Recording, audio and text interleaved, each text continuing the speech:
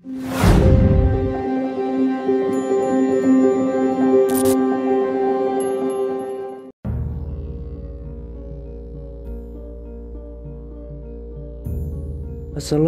warahmatullahi wabarakatuh. Kembali lagi di channel Nasihat Kehidupan Misteri. Pada video kali ini saya akan membahas tentang Istana Ratu Balqis ada di Indonesia. Negeri Saba yang hilang di zaman Nabi Sulaiman dan digambarkan sebagai bagian dari surga yang ada di bumi ternyata berada di Indonesia. Fakta mengejutkan itu disampaikan ahli matematika Islam Kiai Haji Fahmi Basyah Hamdi. Melalui penelitiannya selama 33 tahun lebih, sejak tahun 1979 hingga kini, Fahmi Basyah bukan hanya memaparkan tentang peninggalan Nabi Sulaiman yang agung, tetapi merekonstruksi sejarah Nusantara. Al-Quran datang tidak hanya meluruskan ilmu tauhid dan akhlak manusia, tetapi juga meluruskan dunia kepurbakalaan kita, kata Fahmi Basyah. Menurut Fahmi Basyah, ciri-ciri negeri Saba yang pernah disinggahi Nabi Sulaiman dan tentaranya telah digambarkan dengan jelas di dalam Al-Quran. Melalui kisah Nabi Sulaiman dan Ratu Balqis, kisah itu berawal saat Nabi Sulaiman sedang pergi. Nabi Sulaiman meminta kepada burung hutut untuk mencari sumber mata air. Setelah lama disuruh dan tidak kembali, bahkan setelah dipanggil, burung hutut akhirnya kembali. Aku telah terbang untuk mengintip dan berjumpa sesuatu yang sangat penting untuk diketahui oleh Tuan.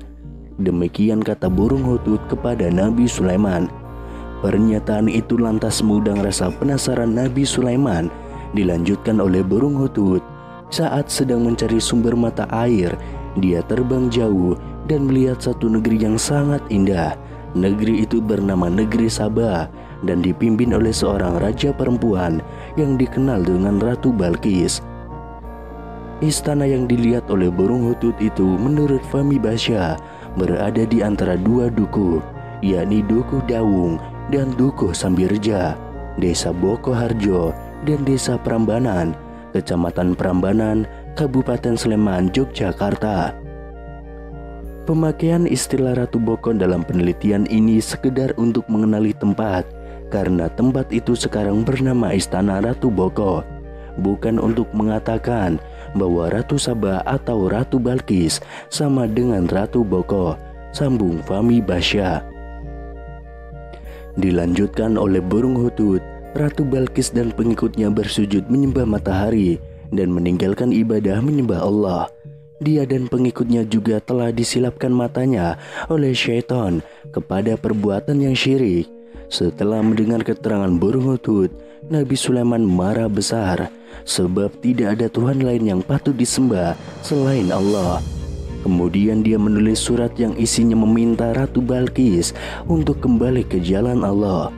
Surat itu diberikan oleh burung hutut dan diterima oleh Ratu Balqis. Fahmi Basyah mengklaim surat Nabi Sulaiman itu ditemukan di dalam kolam istana Ratu Boko, terbuat dari lempengan emas, begitupun dengan tempat upacara menyembah matahari. Mendapat surat dari Nabi Sulaiman, Ratu Balqis tidak langsung bertaubat. Dia malah meminta pengawalnya untuk mengirimkan harta yang berlimpah ke istana Nabi Sulaiman. Pemberian itu dianggap sebagai penolakan atas ajakan untuk kembali ke jalan Allah. Nabi Sulaiman pun semakin barang dan meminta kepada para pengikut Ratu Balqis untuk kembali ke negeri Saba. Bahkan Nabi Sulaiman mengancam akan menyerang negeri Saba dengan bala tentaranya. Kami akan mendatangi mereka dengan angkatan tentara yang mereka tidak berdaya menentangnya, dan kami akan mengeluarkan mereka dari negeri Saba dengan keadaan hina, menjadi orang-orang tawanan, kata Nabi Sulaiman. Para pengikut Ratu Balqis pun kembali ke negeri Saba dan menceritakan pengalamannya selama berada di istana Nabi Sulaiman. Mendengar cerita dari para pengikutnya, Ratu Balqis berniat untuk mendatangi langsung Nabi Sulaiman.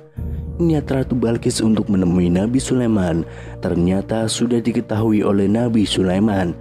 Dia lalu memerintahkan kepada para pengawalnya yang terdiri dari manusia, hewan, dan jin untuk membuat upacara penyambutan kedatangan Ratu Balqis.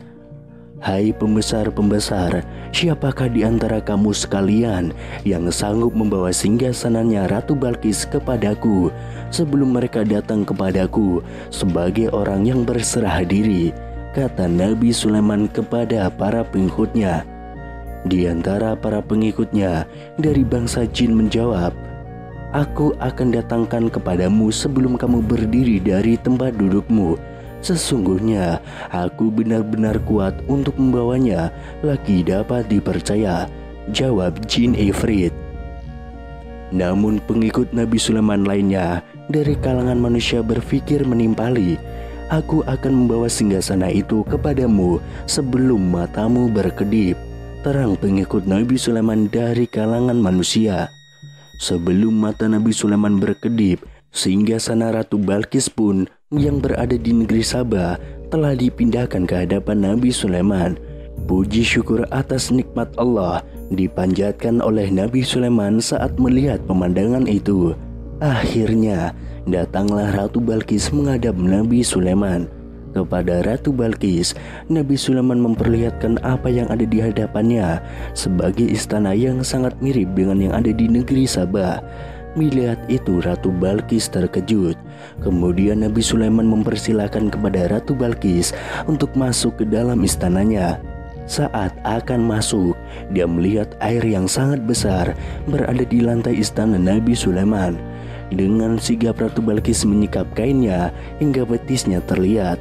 Ternyata air yang dilihat oleh Ratu Balqis pada lantai istana Nabi Sulaiman ternyata adalah kaca. Sesungguhnya ia adalah istana licin yang terbuat daripada kaca, kata Nabi Sulaiman. Ya Tuhanku, sesungguhnya aku telah berbuat zalim terhadap diriku, dan aku berserah diri bersama Sulaiman kepada Allah, Tuhan semesta alam, balas Ratu Balqis yang mengakui kebesaran Nabi Sulaiman.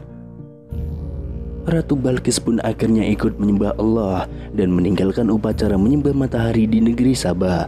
Akhirnya mereka pun menikah. Dari kisah tersebut, Fahmi Basya menemukan sedikitnya 40 fakta lapangan yang menyebutkan Indonesia sebagai negeri Sabah yang hilang. Di antara fakta lapangan tersebut adalah yang pertama, surat Nabi Sulaiman yang dikirimkan kepada Ratu Balqis di negeri Sabah. Surat itu ditemukan di kolam istana Ratu Boko dan terbuat dari plat emas bertuliskan nama Tuhan yang paling tinggi. Kedua adalah istana Ratu Balqis yang dipindahkan oleh Nabi Sulaiman ke istananya melalui kekuatan jin yang bekerja sama dengan manusia dan hewan. Istana itu diyakini berada di kawasan Sleman, Jawa Tengah. Ketiga adalah istana Ratu Boko yang telah rusak. Menurut Fahmi Basya, kerusakan itu bukan diperbuat oleh tangan-tangan manusia, tetapi oleh tangan-tangan jin dan gaib. Hal itu terlihat dari bekas kerusakan pada batu di istana itu. Dan juga masih banyak fakta-fakta yang lainnya.